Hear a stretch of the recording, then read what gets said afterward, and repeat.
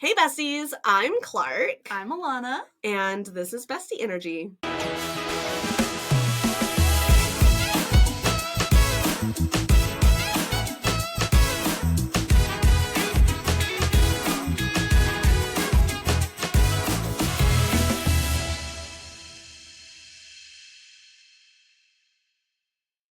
All right, you guys, welcome back to episode 7 of Bestie Energy. If you guys haven't checked out our first 6 episodes, we have really awesome stories of really incredible people that you guys are missing out on. Yes. So go check those out first. I just told the story of the limping lady who was actually a spy in World War II. So really cool story. If you guys want to hear that, go check that one out first. But now we're actually going to be hearing a story from Clarke. Before we jump into that, though, make sure you subscribe to our Patreon. We do have one up now where you can get episodes early, ad-free, and we do a bonus episode as well as an Ask Me Anything Zoom call. So you guys can literally come on and ask us anything. So it's a good vibe. It's a cool space. Yeah, it is. Make sure you guys join it. We also post bloopers when I have the time to compile them. Yeah. I'm working on a video right now. I'll show it to you after we film. It's funny. Oh, jeez. Yeah. We're kind of silly. We have some fun bloopers that we add on. So we do. What's really funny, so we film all of our, for our month, we meet once a month and we film 2 episodes at the same time. And so that's why we're in the exact same clothes as our last episode, if you are watching this on YouTube. But what's really interesting is that we are just so on the same wavelength. Yeah, we don't communicate at all about who we're going to be doing stories about, but they always tend to line up in some way. They really do. It's really weird. Yeah, the last time we both did our first, because we just coincidentally, when we're looking up cool people, we were coming into awesome women that we needed to talk about. So, well, and women are so often overlooked. Exactly. And they just have amazing bestie energy stories. Exactly. But coincidentally, our last stories, both Clarke and I picked a guy for our first time, which was and weird. they were contemporaries. They were from the same time period. Time period, both still alive. Mm-hmm. We keep going to our first story was both in the 1800s and and both an overlooked woman. It's really funny. You guys should definitely compare the 2 stories and go back and look at that. And what's really interesting too is our styles. So Alana is a better researcher than I am. She really spends a lot of time compiling her stories into these very well put together, typed up outlines. I will start taking notes and then I get annoyed and literally, okay, so I have this in my notebook right now. I got to page 4 and literally wrote down, just read from the article, 'cause damn. It sounds like this woman has quite a story. Well, how'd you know it was a woman? Because we had talked about how we both chose women, I guess. Oh, that's true. Fault. That's true. But, it's funny, too, because, the person that I just did my story on, Virginia Hall, she had such an interesting story where she traveled all over Europe, and it was so hard to, keep up with, okay, it's 1938, where the heck is she? Mm-hmm. Well, my story is really convoluted like that as well, and so I'm hoping this goes well, because I'm very much I have all these articles open on my phone, and I know the story, and then it's just kind of I'm gonna wing it. So, like she said, we have different styles, but they're both good, yeah. Very different styles. So, interestingly, on our last episode, like she just said, Alana talked about Virginia Hall, who worked in the resistance in France during World War II. I'm going to be talking about Claire Lacombe. Ooh, another French name! Who was a part of the French Revolution. That's awesome. We really have such similar wavelengths though. It's so weird. Now, the interesting thing about Claire, so I had seen just kind of a little blurb about her. That basically said, she participated in the revolution. She was a leader in some parts of the revolution and some of the events that happened. Wow. And then she was very, very concerned about women's rights. Yeah. And so, during the revolution, during this time period, during the 18th century, we're really seeing a shift in Europe from the old feudalism society of lords and royalty and all of this to more of people have rights. Or I guess more accurately, white people have rights. No, literally, yeah. And, the French Revolution definitely took some inspiration from the American Revolution. It happened very shortly after the American Revolution. Okay, yeah. And So, you know, it was very idealistic at the time. It was very much like people were getting access to education and very much starting to be like, okay, but wait, why do you have a divine right to rule over me? They're starting to think about human rights and understanding Exactly. that concept. Yeah. But there was no intersectionality. It was, they are thinking about rights for white people specifically, and more specifically, white men. Right. Men. And so Claire was very distinctive in that her whole thing was basically, she's like, hey, yeah, I love this. Let's get rights. But while we're talking about this, how about rights for women? We can take it a step further. She said, you guys are on page A. We're going to fast forward a few pages. Yeah, we're gonna move on with this. So, again, this is very convoluted because it was a very complex time. But Claire's story, I get where she started from. Okay. Where she ended up, I kind of want to have a discussion of whether she's bestie or beastie. Really? Yes. Well, and it's always like I say, like everybody, even though we talk about people and it's like, yeah, Virginia Hall was a bestie, like I'm sure there's some things in her life that were beastie, just like everybody. Everybody is a mix of bad and good things, you know? Exactly. Nobody's a perfect person. Exactly. So yeah, we need to have some grace for people in that aspect, but there is a conversation to be had. So I don't know what we're talking about yet. Yes. So. And the other thing that I found fascinating as I was researching this is the parallels to the modern day. Oh, okay. That's interesting. It's, like, what do you mean by that? You'll see. It's very interesting. And so there's a lot of discussion to be had. I know what you mean by that. There's a lot of discussion to be had. So first I do want to give like some background into the French Revolution and what was going on, and then we'll get into Claire's story. I honestly don't know very much about it. So yeah. I didn't either. And I got this is mostly just French Revolution. And then I was like, okay, just read from the article because damn. Yeah, that's why I type, because I could not, my handwriting would be. Well, and I get frustrated, I think, with typing, because then I have to like look at it I only have the one screen, and I think I just get overstimulated. I don't even know. So the French Revolution was actually a revolutionary movement that took place from 1787 to 1799. And reached a climax in 1789, because we think of like, a lot of times when you think of the French Revolution, you think of 1789. But this was actually a movement that took place over a period of many years. But it heightened at that time. Yeah, and there were different phases of it. Okay. Which is why this got so confusing for me. And I was like, okay. So I definitely recommend, I'm not going to be doing a super comprehensive study of the French Revolution here, because that's something that would take several episodes. Well, and that's not what the episode is about. The episode is about Claire. Exactly. So I'll give some background and stuff, but I would recommend looking into this stuff more, because I'm like, I'm going to. I got overwhelmed, man. I got overwhelmed. So in the background, so like I said, feudalism was dying and disappearing in Europe at this time. Feudalism was the system where basically a lord owned the land, and it was often possessed or tended to by vassals, which were like a knight or something, somebody who it's like they would exchange military service in exchange for being able to possess an area of land, but they didn't actually own it. It would be like the Duke of so-and-so owns the land. Oh, okay. I kind of see what you're saying. And then the peasants lived on the land. But they still didn't own it. But they didn't own it. Yeah. They lived on the land, they worked the land, and they were required to pay tithes to the lords. That does sound like a lot of other things, doesn't it? Yeah, it doesn't. Like, it reminds me great. of like what you were talking about, like that was happening in Ireland during the Great Hunger. Yeah, where they were like forced to pay back, like with the crops that they were planting and everything. Yeah, anyway. Yeah. It's a very predatory system. So that was dying out. That was very much dying out. Good. So feudalism in Europe reached a peak in the 9th to like 15th centuries. Okay. And it actually started to die out after the discovery of the Americas. I shouldn't have said discovery. After the colonization of the Americas. You know what's really funny? I had to... No. You know what's really funny? When I'm looking... Shut up. I'm looking at my notes.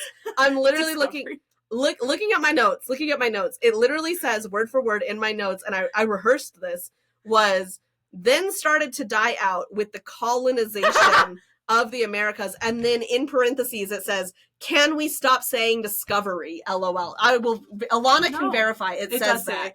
No, okay. It's so ridiculous the way that they're like, we discovered it. It's been discovered. When there's already been people. Sorry to yell, but that's so frustrating. There's been people. There's been many people. You know, and it's so funny because they talk about the land bridge, but now it's like, we're pretty sure Africans made it to the Americas, Vikings, the Polynesians. Right? Like, it been discovered. It done been there. No, this is such a sidetrack, but it reminded me of this really funny article I saw where it was like, scientists have now found footprints from natives that actually show that they've been here like longer than we thought. Somebody commented and was like, see, and everyone wants to act like the natives were here first. That was the natives' ancestors, still the natives. Ya ding dong. But okay. Oh my god. Anyway, okay. We're embarrassing though. It's like the Americas were discovered by everybody except white people. Yeah. And then they were like the last one. No, for real. And then we get here and we're like, hey! Now it's who discovered. Knew this was here? Now it's a party. No. I'm like, the Polynesians knew the earth was round thousands and thousands of years ago. I mean, I would assume. I mean, they were sailing all over the place and they were using the stars and extremely knowledgeable, so I would assume that they knew it was round. So cool. My god. Anyway, but I did not mean to say discovery of the Americas. I'm sorry. I'm sorry. It's so ingrained in you to say that. Mm-hmm. But so anyway, but like after the colonization of the Americas, this system started to break apart in Europe. And I'm sure a lot of things went into that. Yeah, not just that. But. Yeah. But something that was really contributing to the breakdown of feudalism in Europe was the rise of the bourgeoisie. Bourgeoisie? What is that? That's where we get the term bougie from. Really? I'm pretty sure. Oh, that sounds bougie. But basically, the bourgeoisie are like basically rich people who are not a part of the aristocracy. Like, not a part of, like, lords and ladies. Oh, I gotcha. You're not born into it. I gotcha. You're just making money. I gotcha. So we're talking, like, merchants, manufacturers. Yeah. Merchants, manufacturers, professionals, etc. They're gaining money and political power. Okay. At this time. But they're not, like, lords or whatever. Exactly. And so this feudalist society had a system of, like, you're born into ruling. Yeah. You have the divine right to rule. Like, you can't be born a peasant and become president. No.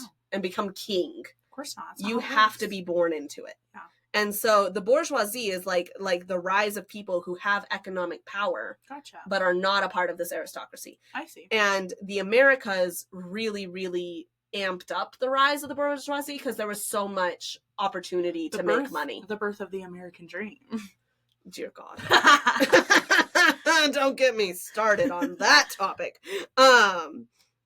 So anyway, peasants were also gaining a better standard of living during the 18th century, and they were starting to own land in some places. Awesome.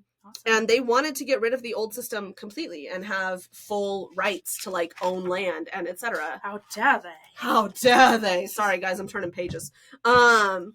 So prosperity from colonization as well as developments in technology led to a huge population increase in Europe in the 18th century. People are like, this is where it's hot. Like, we're coming out here, you know? Yeah, exactly. Yeah. No, you know what makes me sad, though, is that, so there's this massive increase in population in Europe because they're accessing all of, so one of the driving forces behind colonization is a lack of resources. Right. Like, if you go back tens of thousands of years in history, anytime you see one society start to colonize another, it's because they lack a resource. They need oil, they need oil, they need food, they need whatever it is. Land, and so when you think about Europe and the way Europe is constructed and all of this, and before the colonization of the Americas, I mean, you're looking at overcrowding, you're looking at disease, you're looking at, you know, a decline in crops, et cetera, et cetera. So when they started colonizing the Americas, Europe was booming because they were importing so many supplies and things from the Americas. And in the meantime, the population of indigenous, I was about to say indigenous Americans, and that just did not come, that made me choke. But like indigenous people in the Americas declined so rapidly because of the colonization. So it's actually really sad that the population of Europe doubled between 1715 and 1800. While the indigenous population was just decreasing completely. It was just decimated. Oh my gosh. Yeah. And I mean, I'm pretty sure entire nations disappeared. It's horrific. So in 1789, France was the most populated country in Europe. 1789. Which is when, when we think of like the revolution breaking out. So super overpopulated then. Yeah, exactly. So what we're seeing all throughout the 18th century is economic increase. And people are getting more access to resources. People are getting more access to land, to education. Yeah, that's big. Education. To all of these things. And then in 1770, the increase in economic prosperity dropped. Oh, no. And I'm sure a big part of that was probably the American Revolution that happened in 1774. Or 1776. I think it was 1776. I love how we're Americans and we have no idea when our revolution started. I'm going to quickly Google that because I think it's 1776. That's I think it's that guess. song. It's like in 1776. Sure. Or something like that. I don't even know. But yeah, 1770s is when the American Revolution happened. And I'm sure that we kind were of close. 1765 to 1783. Really? Mm-hmm. Weird. Okay. I've never heard the 1765. Well, I'm assuming that's what led to a drop in economic prosperity. Yeah. Anyway, was the American Revolution. That makes sense. In the 1770s. So at this point, people had developed more education and better quality of life. So when conditions got bad and when economically things dipped really bad, you start to see this rise of philosophers who are making arguments for social reform. Wow. And I mean, I'm sure this was already happening as well earlier in the century because, again, the American Revolution was probably sparked by some of this too. But there were a whole bunch of philosophers during this time, very famous, who, like John Locke, off the top of my head, Descartes, I believe is how you pronounce it. There's a whole bunch of different like social philosophers who were writing about like what society should be and kind of taking the time to theorize about like, how should our society be constructed, which is the first time that's really happened in hundreds of years. Right, because I was going to say, like, it's so interesting because we've spent, like, most of that time just surviving and trying to, like, create communities together, trying to create things, invent things, and now we're starting to be like, hey, like, let's carve out what society should look like, too. Exactly. Like, I would say, and I mean, you guys can correct me if I'm wrong, but in Europe, this is probably one of the first times that this has happened on such a big scale since the Romans. Yeah. So you're seeing like this movement of thought. Yeah. And that was collectively called the Enlightenment. And that makes sense too, because like once you really start, you have like a word for it and you like understand that human rights exist and you start to like think about that, especially as a woman, because that wasn't even thought of yet, like that you would have rights like that. Because they're thinking. Right? Because and I'm sure that was scary for Claire too. I know we haven't really jumped into that yet, but it's like, because you're raised from day one that like, this is how it is, this is how it should be, it would probably be so scary for her to be like, I think I deserve rights. Like, I deserve better. This. Yeah. Yeah, exactly. Okay, continue. Exactly. So the Enlightenment was spread through like various social societies, because that was very much a thing back then. Yeah. And there was something called reading rooms. Like a library or what? No, I think it's more like people would do readings. Oh, okay. And you would go and attend. like a library? She doesn't go to libraries. You're kidding.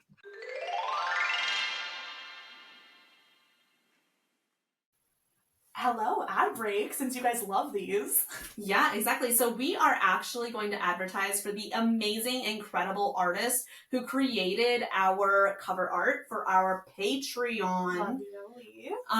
It is the most amazing and wonderful Lee. Go and follow them at Leaning Tower of Pizza on TikTok and Instagram. It's spelled LEENINGTOWER Pizza. P-I-Z-Z-A. I love their name. Leaning Tower of Pizza. I love that. Lee is amazing. They sing, they do art, they are an activist who talks about important social issues. Go check them out. And if you would like to advertise with us. Yes, because wouldn't that be an awesome opportunity? It would be such a great opportunity for you. I mean, listen to us. We're going to be famous. You want to advertise with us. But reach out to us at bestieenergythepod@gmail.com. Please, what are you waiting for? Yeah. And for the rest of you, go join the Patreon, because why are you listening to ads? I know. We're like... Oh, sorry. Do you want to do that one again? That one. Ugh, I didn't know what this was. I'm sorry. No, I thought that was good. Okay.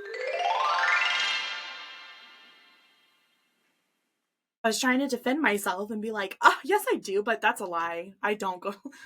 We could all tell because, like, you just had so much disdain in your voice when you're like, you mean like a library? And I was like, yeah, I know you think I'm a nerd, Alana. I know you think that about me. She does read, though. Sort of. I need some book suggestions, guys. Okay, next. She likes audiobooks. You've been listening to audiobooks, right? Yeah, see, she reads. So anyway, meanwhile, there had apparently been several wars also in the 18th century. I didn't really look into which war. I feel like they're just always going to war. You know? Right. Whatever. The war machine predates the US, y'all. It predates. The war's been going on. It's been happening. We're just first thing man invented, war. We like to fight. Yeah. And so of course war is very expensive. Oh yeah. So to pay for it, European rulers started taxing nobles and clergymen. Interesting. Who had previously been exempt from taxing.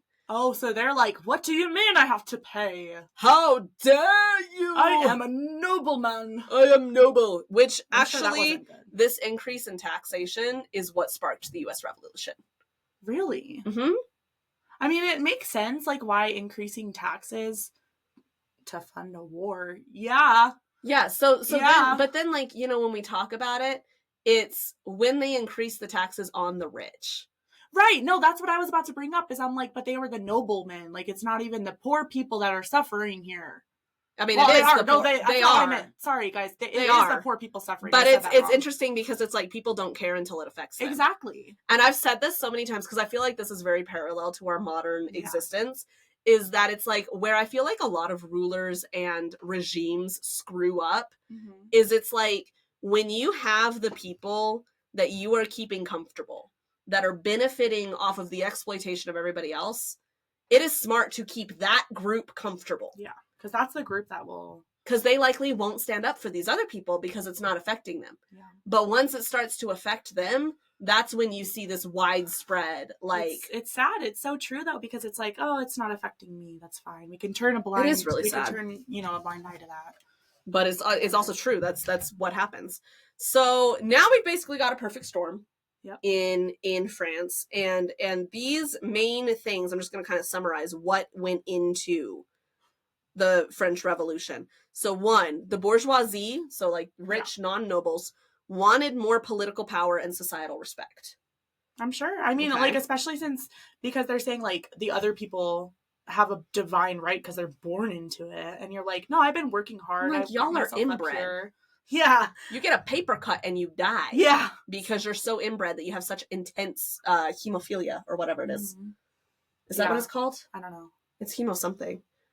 I don't know. Anyway, I feel like it's not called... I feel like I said the wrong name. Anyway, sorry guys.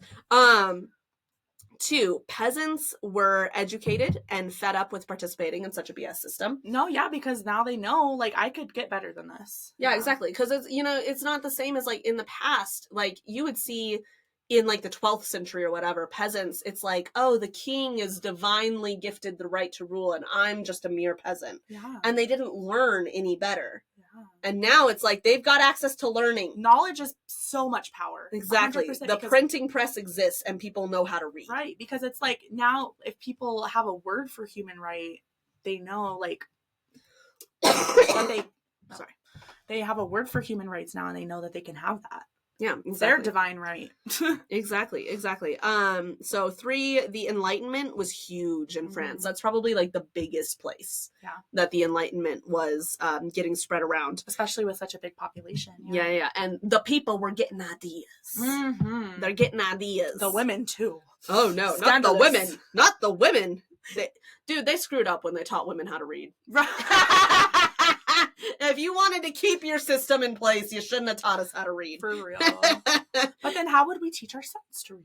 Oh, no. You know what's so funny is I feel like that was the logic. Yeah, it's like they have to be able to teach the sons to read. And then it was like, but then women really started reading. Yeah. And we were like, wow. Wait, women can be smart? Wait a second. That's so funny. All right. So then, and this is what really, really got the ball rolling.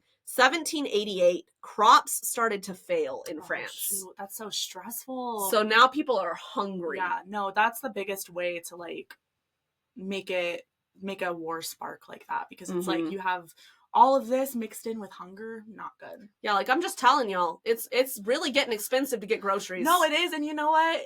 And the quality of groceries is crap. So some parallels, yeah. Just saying, don't make people hungry. It's not a good idea. And the French monarchy had really lost a lot of respect and was no longer seen as being divinely ordained. Interesting. Yeah. And so by the people, I would understand like why they're all like, exactly, like it's the increase in education. Yeah. Exactly. And they were really, really flaunting their wealth at this time. Oh, another parallel, you guys. Yes. So they're like you know, like Versailles, where the king lived and everything, and it was just like Versailles wasn't even like a palace, it was like a freaking compound. And it was huge. And they were just throwing these massive parties. Eating tons of food. Just like living to extreme so excess. Disgusting. And just like flaunting that in the face of people who are literally starving. It's so sad. No, there really are significant parallels. Humans don't change and history repeats. 100%. Yes. So this all kind of got kicked off when in 1787 they tried to deal with like the financial problems that were happening by increasing the taxation of like privileged classes. Oh, and that was a big no-no. Yeah. And they refused to agree to this reform, and they wanted to call an assembly of something called the Estats General.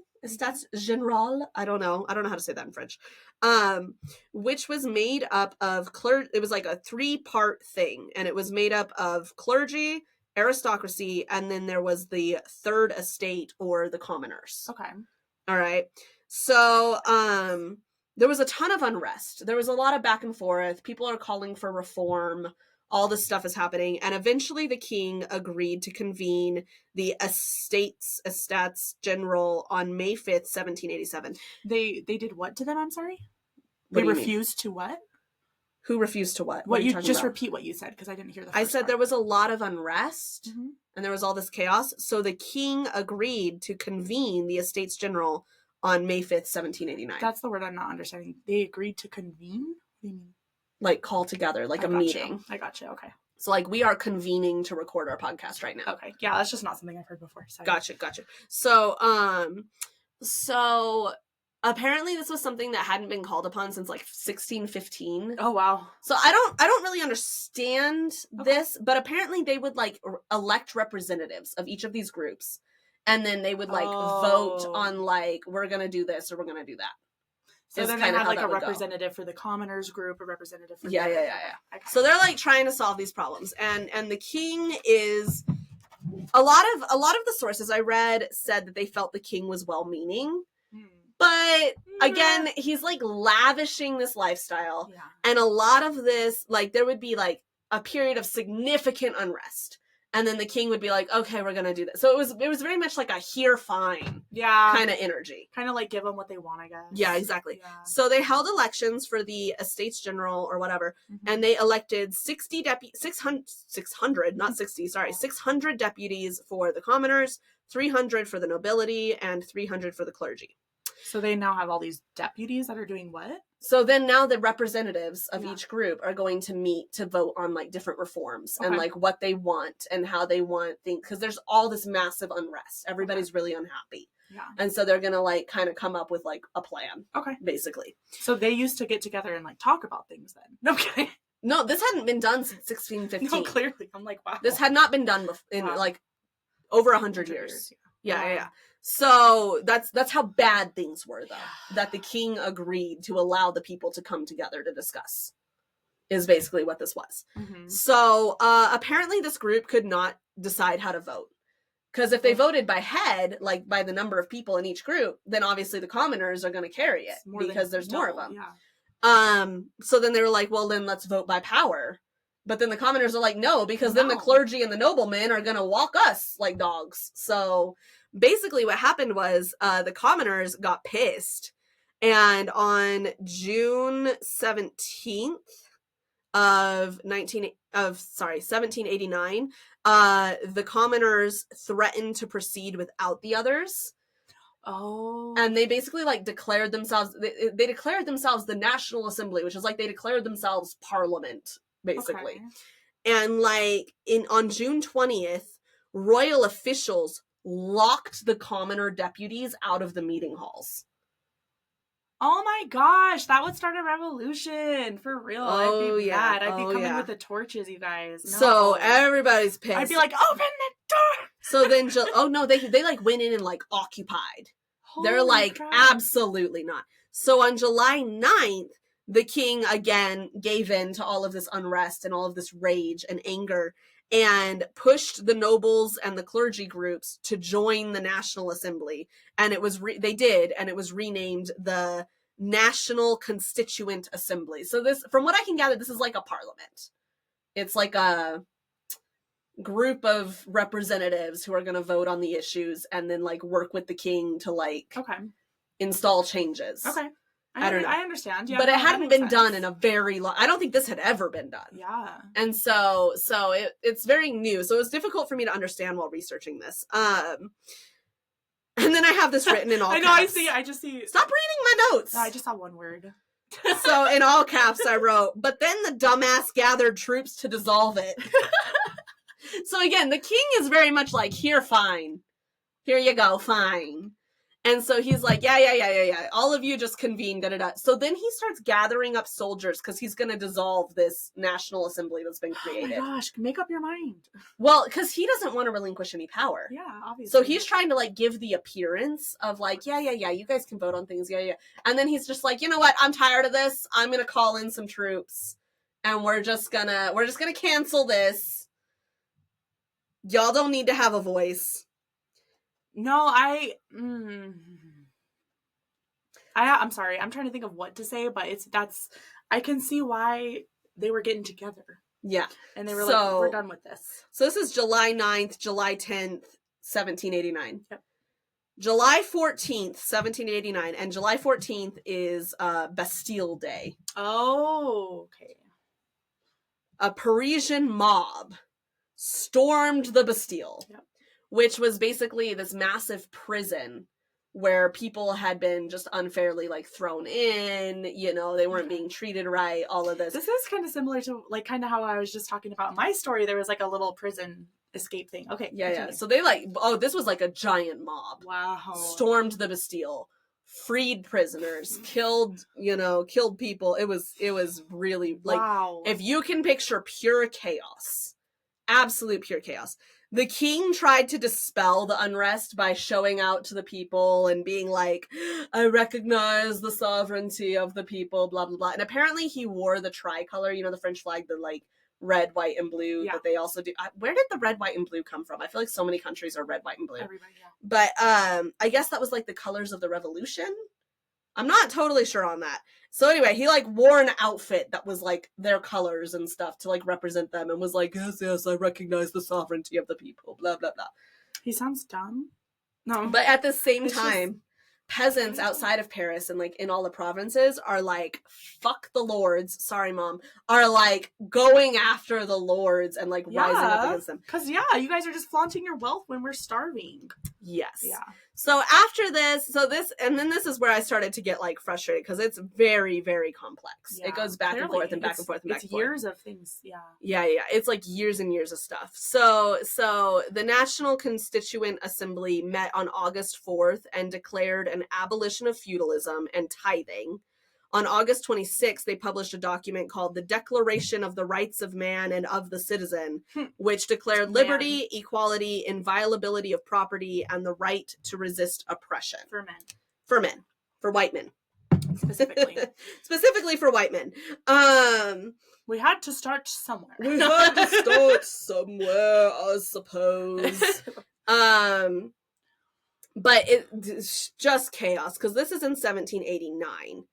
Right. And then so basically the king was like, no thanks. So there just kept being like this back and forth and back and forth and back and forth between the king and the people. And like, I feel like they were trying to kind of work with him and be like, listen, we need this more. is what we want. Yeah. This is what needs to happen. And the guy's doing bare minimum. Yes. And it was like, this is what needs to happen. And the king kept kind of being like, no. Oof. No, thank you. No. So when you do that, Mr. King, sir. Mr. King, sir. And then you find out. Mr. King, sir. And so in October of 1789, because people are hungry, right? So now they've got the new National Assembly, and they've still got the king and the queen and all this chaos. So in 1789, Parisian market women started a march into Versailles. This was a famous march into Versailles. Yes, I've heard about this. To demand that the king and the new National Assembly do something about bread prices. No, I love that, though, because it's so ridiculous that it's just like, again, because you're not being affected by it, because you don't understand what it's like, you're not doing anything about it, and then the rest of us are struggling. Again, history repeats. It's so sad. People have a human right to food. People have... Everybody should have food. Everybody should have water. And there's no reason that we shouldn't have... Like, there are the resources on this planet to take care of everybody on the planet. Exactly. And we have the technology to ensure that everybody gets food and water. No, it's so sad to me, like, to think of anybody just not even being able to have access to food. Like, there's been times where you and I have struggled getting groceries. I mean, all the time. And it's like... Oh, yeah, no, there should just be, everybody should have food. Well, and when you start to see your children going hungry. Oh, no, I would starve before that. Absolutely not. Absolutely. Oh my gosh, that's heartbreaking. Absolutely. But sometimes, I mean, you're already starving and you still don't have anything to give your child. What are you going to do? Oh exactly. My gosh, you're going to start a revolution. Exactly. You're going to start a revolution. Yeah. So, and you got to also think, like, the National Assembly, even though some of it was made up by, like, quote unquote commoners, I imagine that if you were elected to be a representative to the National Assembly, I feel like it's probably like here, you know, like, you're not elected to Congress unless you're rich. Right. You know what I mean? Like, there may be a few cases or whatever, but a lot of times those are still an elite class. Yeah. Even if it's like, oh, these are representatives of the commoners. Yeah, I'm sure that I guarantee they were like wealthy commoners. Yeah. You know? So people were kind of pissed at both the king and the other people in charge. Like, they're just kind of like, okay, can we come to something? Can we come to an agreement? We're all starving. We're hungry. Okay. So they demanded that the king and the new National Assembly do something about bread prices. Now, this is where people will famously say that Marie Antoinette said, let them eat cake. Yeah. She didn't say that. Yeah, you've told me that before, which is interesting, but it's such a famous, like... Well, apparently that exact phrase was published in a book like 20 years prior. Oh. And then later on, like decades later, it was like assigned to Marie Antoinette. Interesting. So it was a famous phrase, but no, they don't think she ever actually said that. But basically, but they were very dismissive. They were definitely like, you guys are whatever, you're fine. So they actually stormed Versailles, and Marie Antoinette almost died in the ensuing violence, and the royal family was forcibly removed to Paris. And at some point in all of this, they were officially removed from power. Yeah. And they were not executed until 1793. Okay, so years later. Years later. And that was after, once again, things became extremely violent. So, like, this is just such a period of instability. So, like, there's this massive transition from royalty to this new government. They were breaking up property that had previously been owned by like the Roman the Roman Catholic Church, and like redistributing that between like peasants and the bourgeoisie, etc.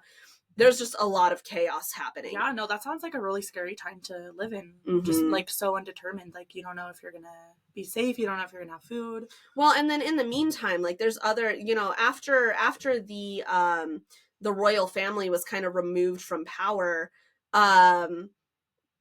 people, you know, were very,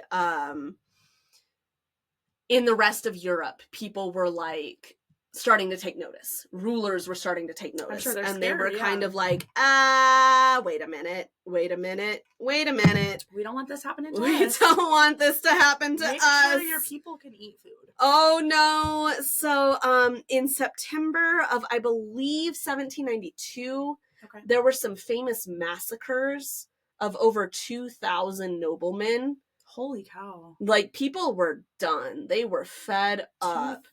2,000. And they massacred all of these, like, noblemen and stuff. And then it was in January of 1793, so the following January, that the king was executed. And then 9 months later, Marie Antoinette was executed. I guess I had, like, completely learned that wrong, because I always thought they literally stormed, what was it called, the Versailles? Like, I thought that they stormed it and killed them there. You know, and that's kind of how they, because it's so convoluted. Yeah. And, like I said, this took place over a period of years. Like, I'm sure I'm leaving so much stuff out. But it's just because, like I said, if I wanted to give you guys a breakdown of the French Revolution, it would take us, like, 5 episodes. Oh, yeah. It's madness. It's absolute madness. But after the royals were executed is when the Reign of Terror began. Oh, okay. So the Reign of Terror, and I'm reading this from Britannica, was a period of the French Revolution from September 5th, 1793 to July 27th of 1794. And there were hostile armies surrounding France on all sides. Oh, that's terrifying. Because, you know, the rest of Europe is because they're like, you guys are going to expand keep over here. this over there. Yeah. They're like, no, thank you. Contain that. Yeah, exactly. And so there was a new revolutionary government. And according to Britannica, they decided to make, quote unquote, terror the order of the day and to take extremely harsh measures against those suspected of being enemies of the revolution. Okay. So the people, excuse me, what's the word I'm looking for? The soldiers, like, on the outside that are, like, keeping them contained, they were looking at them for, is that what you're saying? No. So there's a new revolutionary government in France. Gotcha. They're stressed out about, like, we're having to fight wars, we're having to keep everything contained here, there's all this massive upheaval from all this transition and all this stuff. So basically what they did is they gave themselves the power to execute anybody without trial. Oh my gosh. Yes. And so it says they would take harsh measures against those suspected of being enemies of the revolution. So it's like, if you're not for the revolution, we're going to kill you. Yeah. And that was called the Reign of Terror. That does sound terrifying. It sounds terrifying. It's cancel culture on crack. Yeah. Which is why I'm saying, like there's so many parallels. Again, history just keeps repeating, you guys. That's why it's so good to study history, so that we can actually try to learn something and try to not let it repeat, but it's going to repeat anyway. So it's like humans have been humans. Mm-hmm. Humans are like psychology, I feel like, has not changed much. No. And the way we work together and that kind of thing has not changed much. So basically what they did is they suspended a suspect's right to public trial and legal assistance. That's so scary. And left the jury a choice only of acquittal or death. So it's like, are we killing them or are we letting them go? So, I mean, you can imagine this is probably very much like a witch hunt. Yeah, that's what it sounds like. They're just like, well, it sounds like you could be convicted based off of just rumors, you know? Mm-hmm. So about 1,400 people were executed. Oh, I wonder out of how many of those, like, literally did not have, like, any, they were just completely innocent. Oh, no, I'm sorry. I misspoke. That was during a very, very specific point of this. During the Reign of Terror, at least 300,000 suspects were arrested. 17,000 were officially executed. Oh my gosh, that's disgusting. 10,000 died in prison or without trial. Died in prison, and I'm imagining from either harsh conditions or starving or whatever. So it's like, what was the point of storming the Bestie? That's what I'm saying, when you're just going to be, like, because it's like, okay. It's like, okay, well, we have all these ideas now. We can actually start to develop human rights. This isn't okay that these rich people are just hoarding all this wealth while we're starving. Let's do something about that. I agree. But then when you guys take over, then you're like, if you don't agree with me, then we're going to kill you. Well, no, and basically what happened was, so what you got to understand is this was rich people against rich people. Mm-hmm. Because the new revolutionary government was very largely made up of the new bourgeoisie. I gotcha. Right? So it's like, these are rich peasants that are pissed off about the royal order. And so, and then like, the whole time, there's still all these commoners that are just like, exactly. What the heck? So in the beginning, I feel like the peasants were joining in because it's like, yeah, we hate the king too. But then later on, a lot of the unrest was like, okay, but what about you guys? I think that's smart to pay attention to, though, because it's like, that could just so easily happen again. And exactly. It does. It's exactly. Like, it's like, oh yeah, we have the same ideology, like we want the same thing, like help us fight, but then it's like once we win, basically this is what happens when you don't have intersectionality, mm-hmm. because one group has now gained power for themselves and they don't care about anybody else. Oh, it's so sad. It is. It really is. We really did all of that just to go back to page 1. Exactly. So this is also why, so this was like the second phase of the revolution. Is this where Claire's gonna kind of come in? Yes. Okay. And so after that, I'm sorry guys, like I said, do your own research on the revolution, because that is I'm sure there are books. Oh, there are. Many books, because it's complex as all get out. But that's kind of the summary of like kind of what's going on. And, eventually it did kind of settle, but this was a time of extreme upheaval. Upheaval. So Claire Lacombe, known as Rosa to her friends, and also nicknamed Red Rosa during the revolution, was born August 4th, 1765. We don't know when she died, but it was after 1795. Okay. But we don't have like an official record of her death because she literally just disappeared from history. Interesting. Mm-hmm. I wonder if she kind of went off the radar or if her history was erased, because how that happens too, where they're just like, we don't want people to know about this. Honestly, it could have been either. Yeah. So basically she was a peasant from the provinces. She was born into absolute poverty. And she was described as beautiful with dark hair, big eyes. It said a wide mouth. A wide mouth. Interesting. I'm like, does that mean big lips or like a very like, And apparently she had a very good stage presence. And she left the provinces to become an actress. Oh. Which, as we know at the time, wasn't necessarily looked well upon. But she wanted more. Yeah. She very much was somebody who wanted more. I'm sure growing up with not much, yeah. Exactly. And she was described as somebody who really liked drama. Like she really like she liked intensity of feeling, I feel like. And like she loved to be in the spotlight on the stage, and her life was also characterized by like tumultuous love affairs and like this and that. And so she made her name for herself on the stage in her 20s, kind of in the provinces. Like she joined like a traveling acting troupe or something, acting company, I guess. And so she performed, I think, in Lyon. Lyon, yeah. Lyon.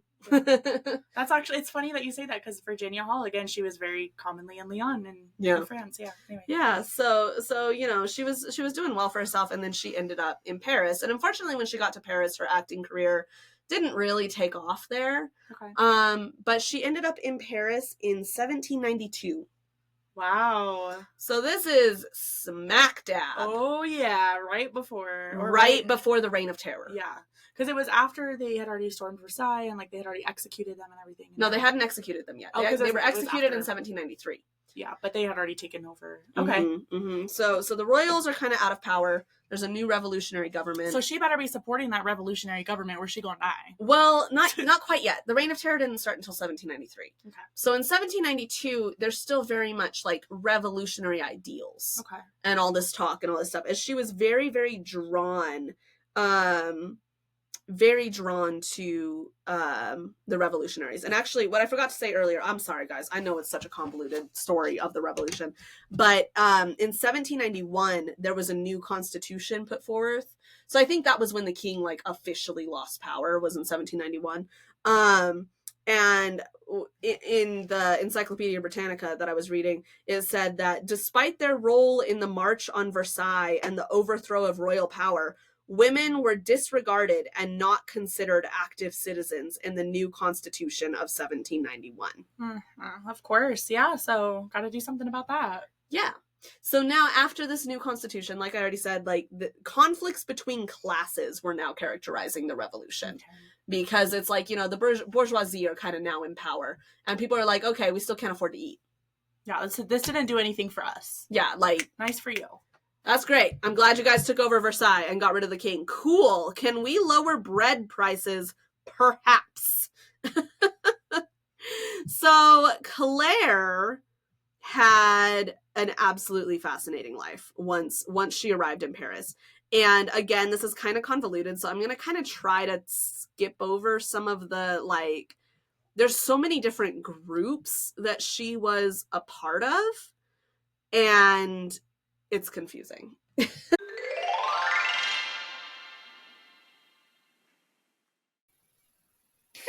This is an example of an ad break. Yay, your favorite. Yes, we love ad breaks, but you know what? If you don't want ad breaks, then you need to go join us on Patreon. What are you doing?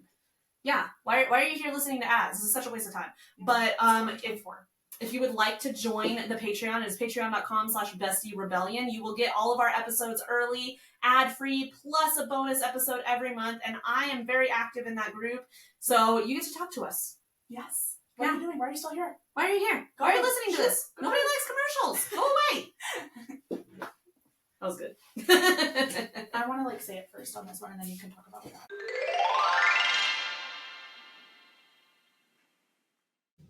Okay, so during this time, like, she's expanding her circle of friends and all this stuff, and I'm sorry, that was very descriptive, but she made a friend named Pauline Leon, who was the daughter of a chocolate manufacturer. He's a chocolatier. Yeah, he's Willy Wonka in the chocolate factory, and she actually helped run his business after he died. And she was a member of the Jacobins, and she also spoke at the National Assembly, and she actually tried to push for the approval of a women's militia. Oh, wow. not Claire, her friend Pauline. It was her friend Pauline that did this. Okay. Yeah. I would be so down for that. Right. So together, Claire and Pauline founded a society called the Women's Republican Revolutionary Society. That's fantastic. Yes, and Pauline was actually its first president in 1793. Yeah. And Claire was the secretary. Interesting. Okay. But in 1794, Pauline was arrested, and I think after that point, Claire became the president. Okay. Of the society. Was she arrested for just like protesting, or what kind of? She was arrested in the Reign of Terror. That's terrifying. She was one of the people who was arrested in that. But we're gonna get to that. So basically, this is the first purely women's organization of the Revolution. Yeah. But it was loosely attached to the Jacobin Club. Okay. Or Jacobin. I'm sorry, guys, if I'm mispronouncing that. Like, it looks like Jacobin to me. And so they would meet in the club's quarters sometimes, and women of the common women, peasant women, etc., would be able to like join the society and speak from the society's podium. And so it really gave an opportunity for women to like voice their grievances and appeal for full political rights. And for people who didn't have a lot of money too. Yeah. Yeah, exactly. And so this was very much like a common woman's revolution club group. Yeah. And so that's what they're really pushing for. Like, not just for the revolution. Like, they've obviously been radicalized to participate in the revolution, but they are specifically trying to fight for women's rights. Yeah. And they want women to join. And that's what they're pushing for. So they kind of kept their group sheltered underneath the faction of the Jacobins. And they were very powerful. And so they were kind of like sheltering under them. And they would present petitions to the new National Convention, which I'm guessing is another new revolutionary government group. There's so many groups. Yeah. It's like the Legislative Assembly, the National Convention, the sections. I'm like, who? Who is that? There's just people. There's people in charge of stuff. And actually, the women in this group would arm themselves to patrol the streets against counter-revolutionaries. Oh my gosh. Which, this is during the Reign of Terror. Yeah. So this group was formed after the monarchs were killed, after the massacres of the nobles. They probably, I don't know if they participated in the massacres of the nobles, but they almost definitely approved of it. Oh yeah. And so this is where I kind of start to feel like Claire maybe went too far. Okay. Because they start to get really intense. And like I said, they're patrolling the streets against counter-revolutionaries, which at this time period, this is the Reign of Terror. That's what I'm saying is, like, I was about to bring up, like, the whole Reign of Terror is going on. You don't need to do that. Exactly. So it's basically like they're patrolling the streets to be like, you're against the revolution. and like grabbing folks. Oh, is what it jeez. sounds like. Because like it says like they're patrolling for counter-revolutionaries, and I'm like, okay, but who's a counter-revolutionary and how do you know? Right? Right? So they're very intense. So there was another group called, I don't know how to pronounce this, called the Girondins. Sure. Girondin, that famously had issues with the Jacobins. So there was this group, the Girondins or whatever, that very much had issues with the Jacobins, and they had so many conflicts and stuff. And so there was a female Girondin named Anne Joseph Tharonier de Méricourt. Her name's Anne. Anne. And Claire saw her in the gallery of the convention and attacked her with a whip and almost killed her. Holy crap. So she's intense. Yeah. That's a terrifying scene. Like, I would not want to see that. Yeah, exactly. That's she's awful. She's intense. And so by the summer of 1793, the Girondins had been basically like gotten rid of. So then the Jacobins began to turn on one another. Oh. Because you're looking at like I said, there's like all of this like competition between these factions, like they're fighting with each other. Everybody's trying to decide on like the best options and etc. So there was a guy named Marat, Marat, and he had denounced the Enrages, the group that that Claire had been a part of, as agents of the counter-revolution. And then he was murdered by a Girondin sympathizer, Charlotte Corday, on July 13th. So this is just chaos. Yeah, they're just killing each other. Yeah. It's chaos. So the Women's Revolutionary Society proposed a memorial to Marat in the Commune. And Claire, like nothing had been done by the Commune, so Claire set up a memorial, which was like a temporary wooden obelisk by herself. Okay. So then the Jacobins started to kind of turn on the Women's Republican Revolutionary Society because they basically felt that they were getting too big for their britches, operating too independently, and they had a problem with a Women's Revolutionary Society. Yeah. That had always been a problem that they had. So the most famous leader of the Reign of Terror was Robespierre. Mm-hmm. And he was the leader of the Jacobins. And he basically expressed his view that the women were bringing ridicule upon the revolution. Yeah, they're going too far and they're making the whole thing, like, not work anymore. But, like, so, okay, so I had expressed that I'm like, okay, Claire's exhibiting Beastie energy. But is she doing anything that the men aren't doing? Right. That's what I was about to bring up, is I'm like, yeah, she is doing things that I wouldn't do, but also it's like, she's not doing things worse than other people that are doing at the time. Well, and it's like, this is the Reign of Terror. Yeah. This is what she has kind of been brought into believing is correct. Yeah. Right? That's terrifying. I can't imagine, like, being around that all the time. Exactly. So basically, the Reign of Terror is happening. Robespierre is starting to get pissed about this women's group. Right? And Claire, instead of recognizing that she could become victim of the Reign of Terror, decided to get even louder. Okay. So basically what she wanted to do was, so she petitioned the convention. Basically what Claire wanted to do, she petitioned the convention to establish price controls on like basic commodities and things, which sounds legit, right? It sounds legit.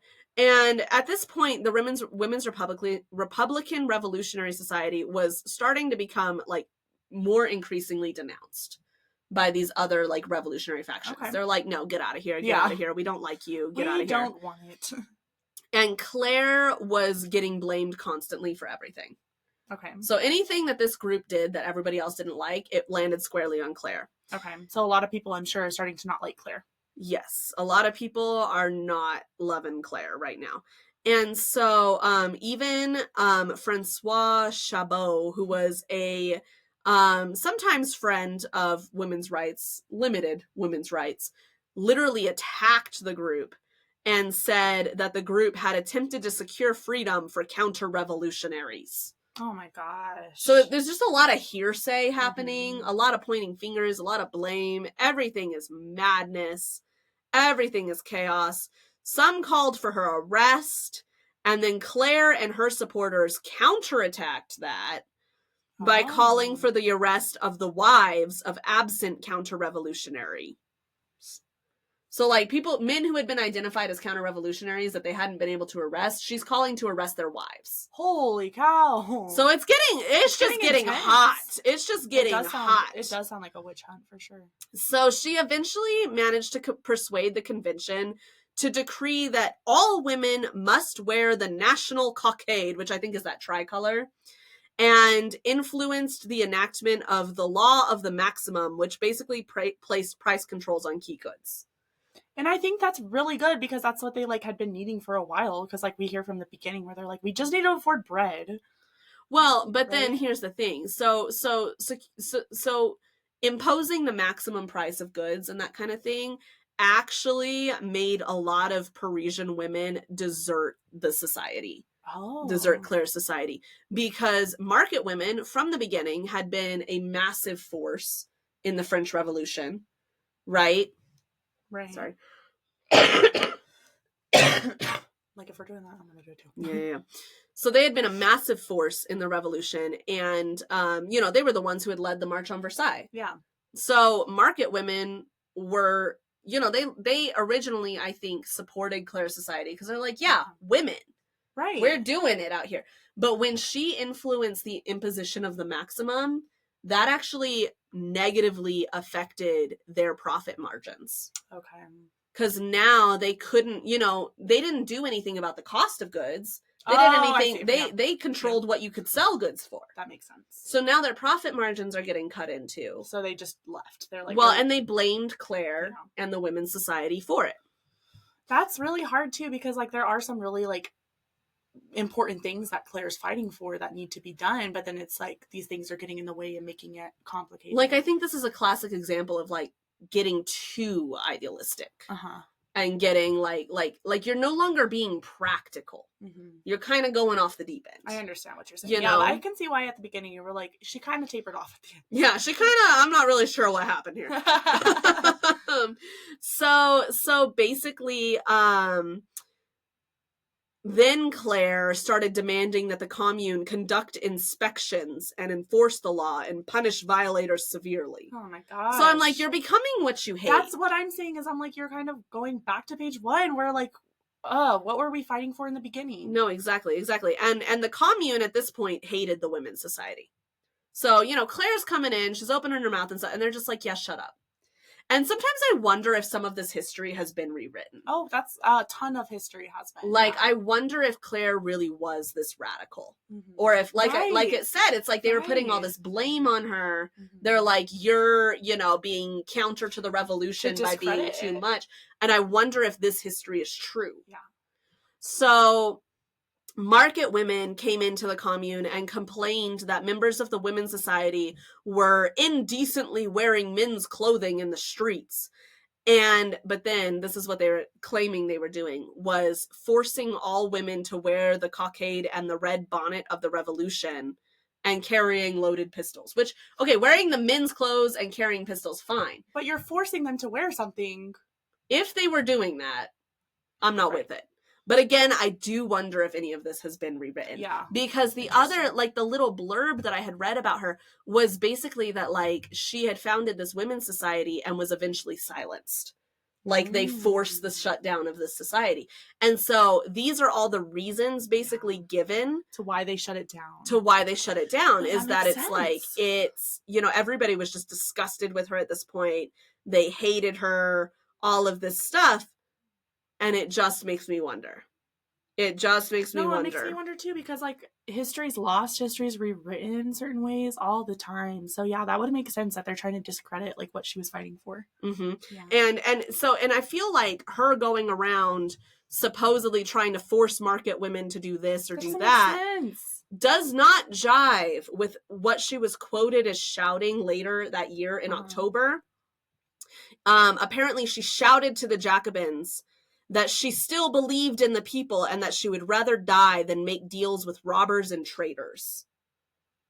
Yeah, I don't know. Like, I just can't see somebody who's really gonna fight so much for other women, you know?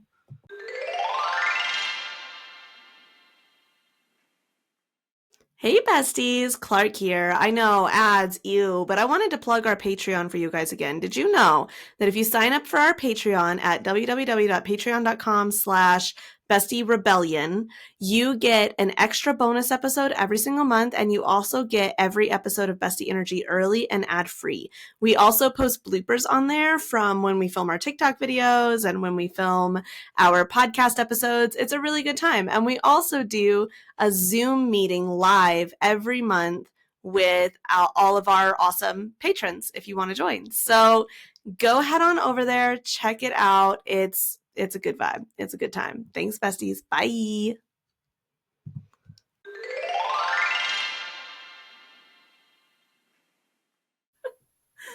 What up, besties? Well, hello. It is No Makeup Monday, and I know that we are in the middle or more towards the end of an episode, and so it sounds like we're just starting the episode over. We were recording this on a Sunday. And we had a little interruption. We did. Our babysitting situation ended earlier than we thought it would, and we thought we might be able to come back and film some more. But then we didn't get to because, my toddler is 3. He did not have the terrible 2s. He is most definitely having the terrible 3s. Oh, yeah. Tell him about the ice cream. Tell him about what you walked into my house to find today. Yeah, she's like, I had a pretty busy weekend. It was kind of crazy. And I'm like, no worries. I come over and I walk into the living room and she's like talking to me. How are you? And I like look in this chair, her nice rocking chair that she has. This kid has just smeared ice cream sandwich all over it. Mm-hmm. All over it. And it's just all over the floor. And I was like, and Clarke was like, oh, I haven't been able to clean that up yet. And I'm like, I don't even know where you would start with that. Well, it's because I went to go take a shower. And while I had put on a nice cartoon for him. I went to go take a quick shower. And when I came out, this child had dragged a chair into the kitchen, climbed up to the freezer, gotten out the entire box of ice cream sandwiches. He's intuitive. And then just like smeared them everywhere.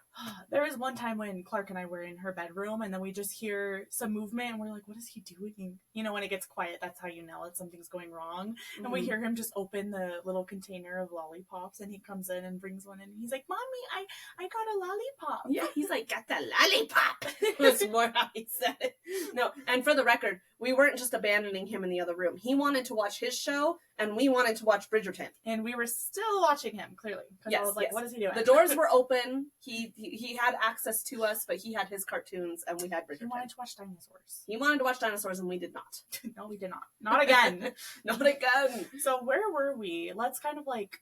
Yeah, let's kind of like refresh. Yeah. So I feel sorry for you guys. I'm sorry. I know that you were like listening to a story and then it just cut. We're like, hi! Completely different day, new outfit. Yeah, I had forgotten the name of the person we were talking about and I had to go and like re-look up who it was. I was like, who were we? Claire Lacombe. Claire Lacombe. So where we were at, she had like formed this, she had formed this women's society with her friend, whose last name was Leon. Right. I forgot her first name, but so she had her friend Leon, and they had formed a women's society. And the other revolutionaries and the new like revolutionary government were not a fan. No. And we were questioning whether or not some of the history may have been rewritten. Yeah. Because basically the reasons they were giving for like, oh, we are not a fan of this women's society is because it was like, oh, they're getting super intense. They're forcing people to wear the cockade. They're like patrolling the streets for counter-revolutionaries dressed as men and wearing trousers. Oh, could you imagine? Speaking of that. Not the trousers. Speaking of that, you all are not ready for our next episode, besties. It has something to do with that. But continue. Oh. Ooh, yeah. Oh, I'm scared. Women's fashion, basically. Women's fashion? Yes. Well, I'll tell you guys a secret right now. I'm wearing trousers. Mm-hmm. Scandalous. The scandal. So that was one of the reasons, and they basically made them seem like extremists. Yeah, right. And it's like that's happened in so many cases where they kind of do that to kind of make like group, delegitimize it. Yeah, like a group that's doing something important. And I'm like, I'm not saying that couldn't have happened. They definitely could have been doing that. I've seen that behavior with That people. is not bestie energy. Definitely not. No. But who knows? Maybe, well, we don't know how far that went. No, exactly. Right. I think it would be interesting to study further and see if there's any way to get more information. There may not be, because I think, it's such a chaotic time. A lot of information has kind of been lost to the sands of time. Yes. But it is a common tactic used throughout history that when there's a group that the powers that be disagree with. Right, that's what I was trying to say. Mm-hmm. Exactly. It tends to be like, oh, they're extremists. Exactly. Are they? Are they though? Were they extreme? Which is why it's good to look at history and good to look at like what kind of things repeat so we can look out to what's happening today. Yeah, exactly. So basically what had happened, so like I had told you, the market women were getting irritated. Yeah, because they were losing profits, right? Yeah, they were losing profits because she had... Well, and the thing that's interesting to me is that it's like she was blamed for imposing this maximum on prices. Yeah. Right? And then that negatively affected market women. That wasn't just Claire Lacombe, though, who imposed that. She was a part of it, and she supported it, but I think it's interesting that the blame for it landed on her. Like, it almost seems to me like this revolutionary government kind of looked for a scapegoat and was like, nobody likes her. We're already picking on her a little bit. Yeah, already nobody likes her. Get rid of her. That's kind of what I wonder happened. Yeah, no, and that could have definitely been it. Mm-hmm. Yeah. So, and I'm reading this from a WordPress article. I'm sorry, guys. There's so much information. I will try to rewrite my own episodes the way that you guys do. I mean, the way that you do. You're not plural. You. But I'll put the link to this in the episode. But so basically, I found this on a WordPress article about her, and it said towards the end of October. So this is, I want to say this is after the king has been executed, after Marie Antoinette has been executed. Okay.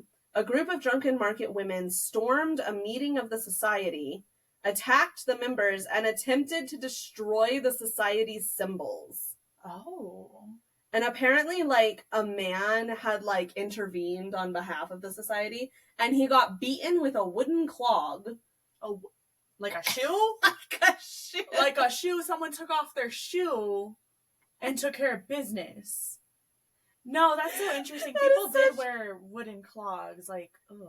I'm just saying that is such a women thing to do, to take off your shoe and just beat a man with a shoe. Like, is this just something that transcends cultures?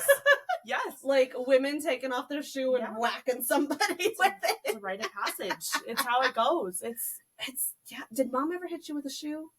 I don't think I ever got hit with a shoe. I don't think so. I don't think she ever hit me with a shoe. She wasn't like a shoe hitter. Spoons. What was up with that? Like, what was with the... Mom, I know you listen to our episodes. What was with the spoons? Probably her mom is what it was. We gotta ask grandma.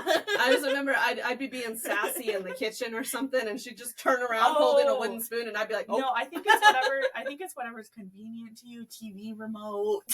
You know what I'm saying? Like, whatever, hair dryer, whatever's in your hand. Hair dryer. I'm kidding. It's a joke. Mom, you beat her with a hair dryer? No, she did not. She did not do that. My mother did not do that. We're dragging you, Mom. We're dragging you. We love you. We love you. As you know, we only drag people like this, and we love them. Our mother is wonderful. She did not beat me with the hair dryer. She did not. We're just being goofy, guys. Funny. We're just being goofy. All right, so we love our mom. To be clear, Mommy, we love you. Thank you for listening to our podcast. Yes. So basically, with all of this like rising tension, the National Convention ultimately banned women's organizations. That's the solution that they came to. Mm-hmm. They're like, women are the problem. And so that's kind of what made me feel like Claire's being scapegoated. Like, I feel like market women were getting upset with things that the National Convention was putting into place. Yeah. And they're like, well, it's the women. Right. No, that does make sense. It's not our fault. It's the women. Take care of them. Ban it. Exactly. So they banned all women's society. Wow. There was only one person who spoke out against the motion. One man spoke up for women, which in the 18th century, I'm impressed that even one spoke up. No, seriously, Not gonna lie. And he said, unless you are going to question whether women are a part of the human species, can you take away from them this right to assemble peacefully, which is common to every thinking being? No, I totally agree with that. It's like, that's a right that everybody should have.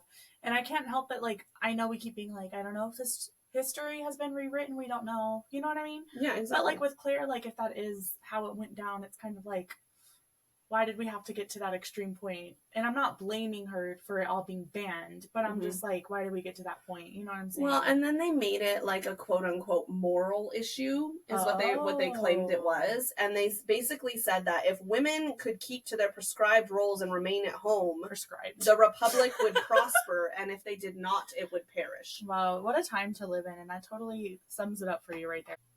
So basically they turned it into an issue of morals, like when they were justifying like why they banned women's societies.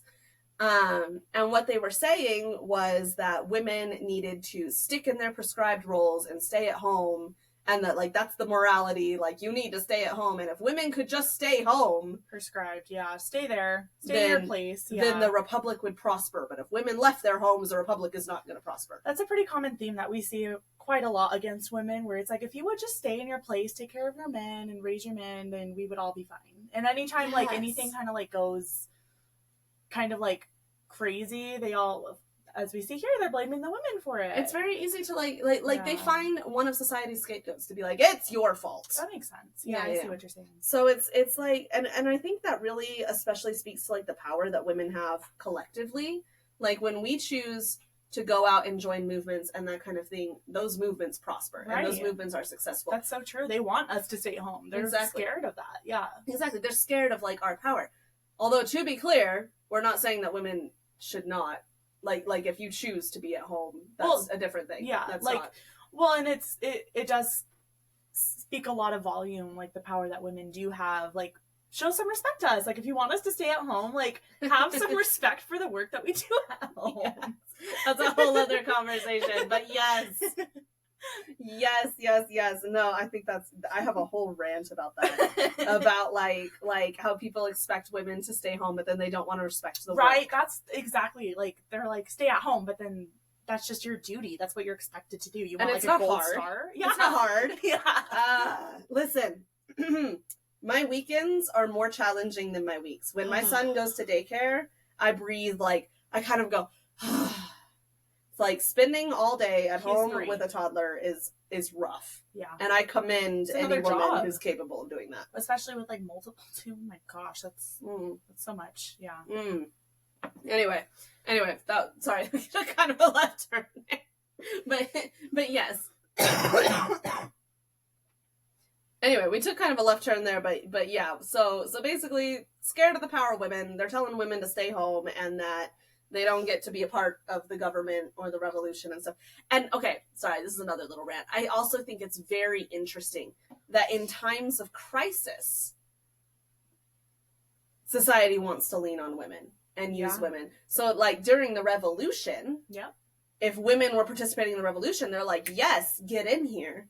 And women were so like integral in the revolution. Yes. But then as soon as the revolution is like kind of coming to a close, go back to your place. Yeah, get back in your box. Well, and it's the same like in World War II. Women took a huge step up. Whether it was like, you know, men were going off to war and they were having to like, you know, keep the home or joining into the factories and things like that. Yeah. Women were like a major part of that too. Well, and I've seen like papers and essays and things written basically that like that's part of why the culture of like the 50s housewife, the 60s housewife was so intense. Like this like intense like stay at home with your family value was like pushed so hard because it was like after World War II, they're like back in your box. That makes so much sense because they pushed that so hard after that. Well, and I always wondered about it because like in the 20s and the 30s, you see so much like liberation of women, and then it's very interesting. And it goes back. Yeah, that in the 50s and 60s, you see this like return to very, very traditional values. And I've seen people talk about that like it's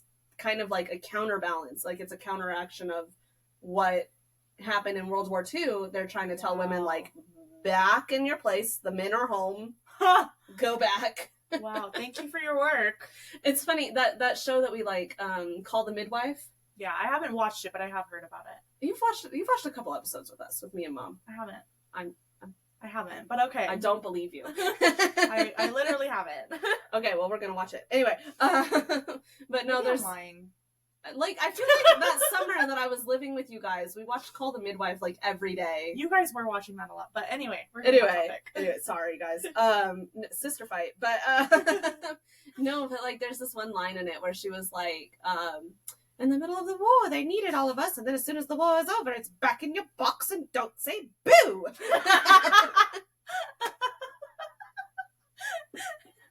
So funny. I'm sorry, just the way you said it too. You really transformed into that character. I tried. Clarke does that. She is really, really good at impressions and movies and quotes and things like that. She always cracks me up. Oh gosh, now we're gonna get comments though that are like, "What do you mean she's good at it? That was the worst British accent I've ever heard." No, she is really good at it. Like she definitely does take characters.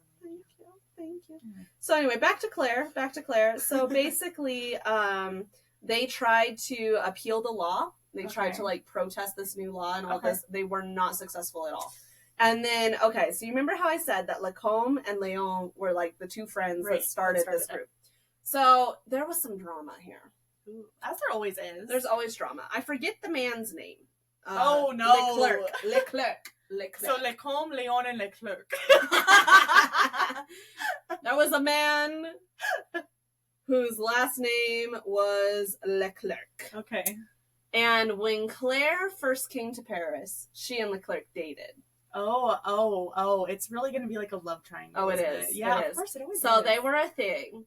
I don't know when they stopped being a thing, but they stopped being a thing, and then he started going with Leon. Yeah, no, of course. Leclerc or whatever, he's like an inside person. Why are like friend groups so incestuous like this? Right? Do you know what I mean? Like in high school, I feel like there were those groups where it was like everybody had dated everybody in the group. It's so weird. It's bizarre. It's like those shows too. Yeah, like Gossip Girl. Yeah. Everybody has slept with everybody by the end. It's so weird.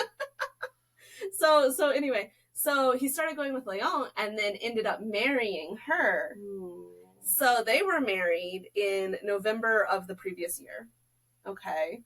And so then Lacombe and Leon, like, so their society's been banned. Well, then apparently these two started fighting and stuff, and there's a lot of speculation that it was about the man. I mean, makes sense. And apparently Leon accused Claire of having slept with him. Well, I mean, she slept with him first, Leon. To be real, Claire was with him first. So your boyfriend could go sleep with her ex? No. I'm not saying like...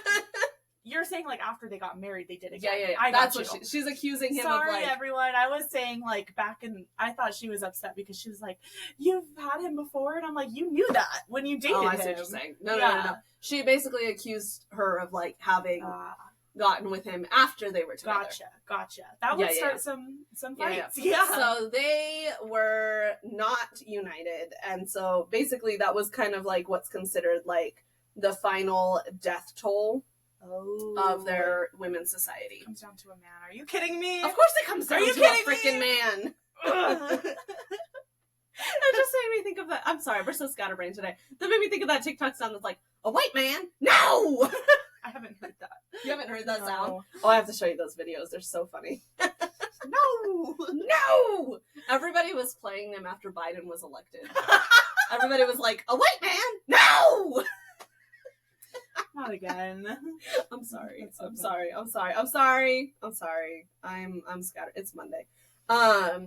So basically, Leclerc and Leon kind of went away after this, and Lacombe was still trying to like be a part of things, but she was heavily limited by these new laws. And then apparently, like, everybody hated her.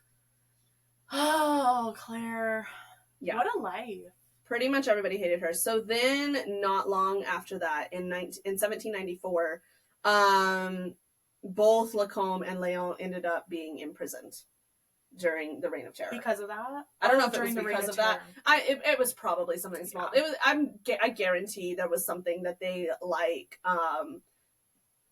Excuse me. I guarantee there was some kind of like that. I bet they looked for the smallest thing, and then I guess that there's like. Sorry, I'm saying like a lot. I guess that there's, so after Robespierre fell, this is all so chaotic. I highly encourage you guys to read up on the French Revolution because this would take us several days. But there was a new government that came into power. This happened repeatedly throughout the French Revolution. And basically, she refused to renounce Robespierre's government. Okay. And so then she was in prison for something like over a year. Okay.